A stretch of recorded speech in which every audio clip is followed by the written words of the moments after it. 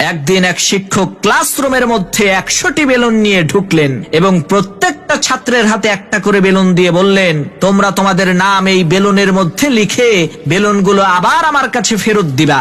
শিক্ষকের কথা অনুযায়ী সমস্ত শিক্ষার্থীরা বেলুনের মধ্যে নাম লিখে শিক্ষকের কাছে ফেরত দিল। তখন সেই শিক্ষক সবগুলো বেলুনকে একসাথে এলোমেলো করে মিশিয়ে ক্লাসরুমের একটা জায়গায় রেখে দিলেন। এরপর সমস্ত শিক্ষার্থীদের উদ্দেশ্যে বললেন, তোমরা এই 100টা বেলুনের মধ্য থেকে ওই বেলুনটাই আমার কাছে নিয়ে আসবা যে বেলুনটার মধ্যে তোমার নাম লেখা আছে। মনে রাখবা, তোমার হাতে সময় মাত্র 1 মিনিট। শিক্ষকের এই কথা শোনা মাত্রই সমস্ত শিক্ষার্থীরা তাড়াতাড়ি করে তাদের নাম লেখা বেলুনগুলোকে খুঁজতে লাগলো। মুহূর্তের মধ্যেই সৃষ্টি হলো এক হুলস্থুল পরিবেশ। এতগুলো বেলুনের মাঝে নিজের নাম লেখা বেলুনটাকে 1 মিনিটের মধ্যে খুঁজে বের করা তো এত সহজ না।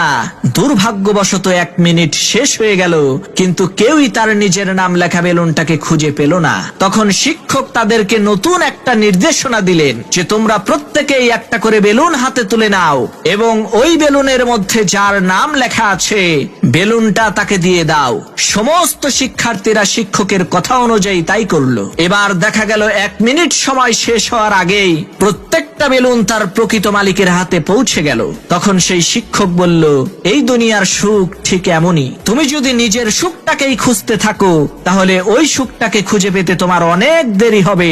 আর যদি তুমি অন্যের সুখ খুঁজে পেতে সাহায্য করো তাহলে খুব দ্রুতই নিজের সুখটাও তোমার কাছে চলে আসবে।